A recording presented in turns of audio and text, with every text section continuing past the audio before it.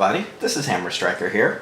Today I've got a Glock 19 Gen 4 on the table. It's chambered in 9mm, and this is one of the more popular Glocks because of its versatility. It's flexible enough to be used as a concealed carry gun, as well as large enough to be comfortable at the range or for competition. It also makes an excellent nightstand gun. So let's talk about this gun a little bit. First thing I'll do, grab the magazine, show you that it is clear. And what this gun has turned out to be is a very popular gun for Glock because it does fit in between those two rolls. You can, inside the waistband, carry this fairly easily. It's a little bit on the big side for pocket carry, but with cargo pants and a proper pocket holster, you can actually pocket carry this. But when you grip it, you do get a full grip on it. Granted, the pinky is just kind of on the edge of the grip, but it's comfortably there. It's not hanging off, it's not getting pinched, it's not caught between the gap of the magazine. So unless you've got larger hands, you can really get a good full hand grip on this, making it really comfortable at the range or for like GSSF or one of the various competitions you might do. But it's small enough and short enough to be a functional concealed carry piece.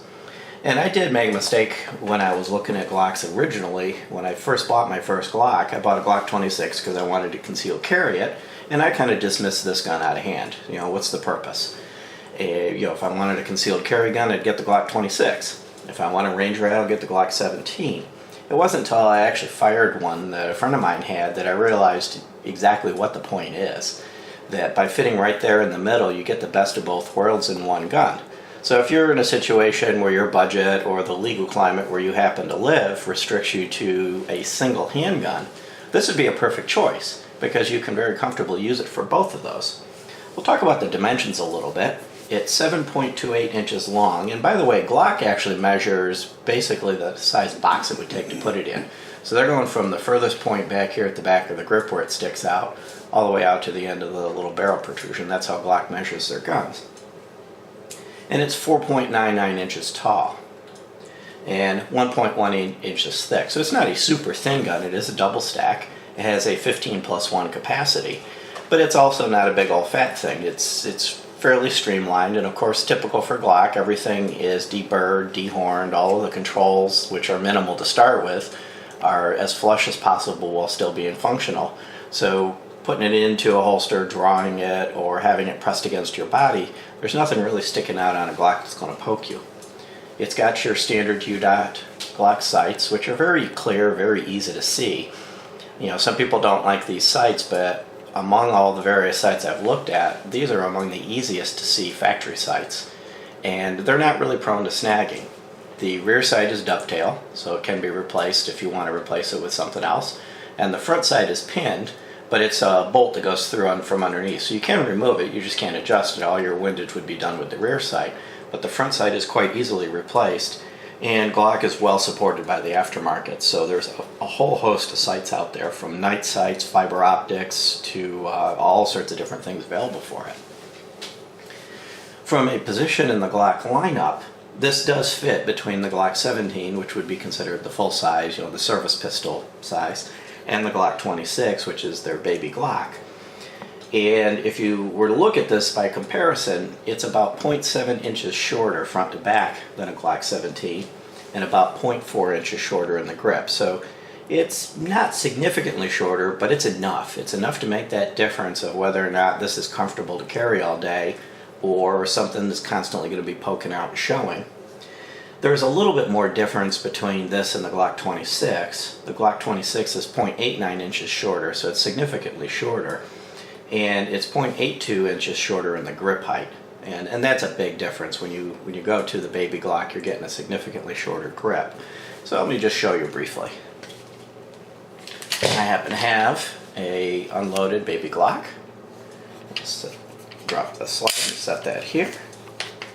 And I also happen to have an unloaded Glock 17. And if we set them up next to each other, you can clearly see the real short, real long, just right in the middle. You can see the difference. Now, one thing you will note is that the Glock 19 and the Glock 17 have a Picatinny Rail with one slot. The Glock 26 does not. This laser is not covering a slot. There is no Picatinny Rail on the baby Glocks, so if you want to put on a laser of some sort, you have to use one of these grip lasers. Other than that, from a control perspective and everything else, they're functionally identical. You just got small, medium, and large. Internally, this is like any other Glock. It is a drop-safe weapon. It does have no external safeties. So I'll pop it apart and show you how the insides work. You do on a Glock have to pull the triggers. You point in a safe direction, pull the trigger. Just grip it like this and then just kind of close your hand. All you're doing is taking tension off this tang. You're not actually having to pull the slide back. And then you just pull down on the little tabs, slide it off. Internally, you've got the dual captive recoil spring, which is characteristic of all of the Gen 4s. You've got a 4.01 inch barrel with polygonal rifling. And you know the look and style and design of this is the same as all the other Glocks. And you've got a very simplistic, very clean slide. Basically, you've got your sear back here at the back, and you've got your striker block, which is part of the drop safety mechanism. Everything is well machined in here and smooth, but there's nothing in here that doesn't absolutely need to be here to make it function. Glock doesn't add anything, you know, decorative or frilly. It's pure function. And that same theme holds true when you look at the frame. You've got a very robust locking block here. You've got your front rails, which are steel. And then the trigger bar and this little protrusion here operates the drop safety. So as you pull the trigger, it disengages the drop safety. And at the back, you've got your sear components and the rear rails, which is also steel. So the critical wear components on a Glock are steel. All of the components that just hold things together are polymer on the frame. One thing I will note on this Glock and all the other Glocks, you're going to notice that there's a little bit of a shine to it. I did the 25-cent trigger job, which effectively involves shining or polishing the bearing surfaces, the parts of the trigger that actually butt up against each other. I did not shine any of the rails. They shined themselves as, you know, the easy way, putting rounds down range with it. And we also do have the minus connector in here, which was previously called the 3.5 pound connector. Effectively what that minus connector does is it takes a pound off the trigger, which I'll show you when I put it back together again, and it also makes the reset just a hair shorter and the wall a little more defined, so that it kind of makes the trigger a little bit crisper. Reassembly is as easy as disassembly. You just set the barrel back in place, drop the recoil spring in, and there's a little bit of a half moon up under the barrel that it sits in. So once you put the recoil spring in, just give it a little shove and it'll auto center itself if it's not centered. Unlike some other guns, you don't have to put this in a particular orientation, and it's not prone to popping out. Once you get it in there, it's pretty much going to stay. Take the slide, line it back up on the frame, slide it back, function check, and you're good to go. So let me show you the trigger on this. Of course, we just put it back together so it's still unloaded. So we'll start with the take-up. There is minimal take-up. They're just about to there. And with this, even without the minus connector, you know, you've got a fairly defined wall. With the minus connector, it's just a little bit more defined. And then a very crisp short break. Now the reset, let me move my finger out of the way a little bit so you can see. Reset's very short, it's very tactile, it clicks, you can feel the click, you can hear the click, and once there's no bounce to it. When it clicks, you're right on the wall, ready to break again. And that's one of the things I really like about the Glock trigger, is that very strong repeatability and that very, very well defined and crisp reset, and then you break again. This trigger again comes in about 4.5 pounds. On a factory one, they're about 5.5 pounds. If you choose not to do the polishing of the trigger components, they'll polish themselves rounds down range. I just like to kind of give it a head start and get consistency across the entire line that we've got.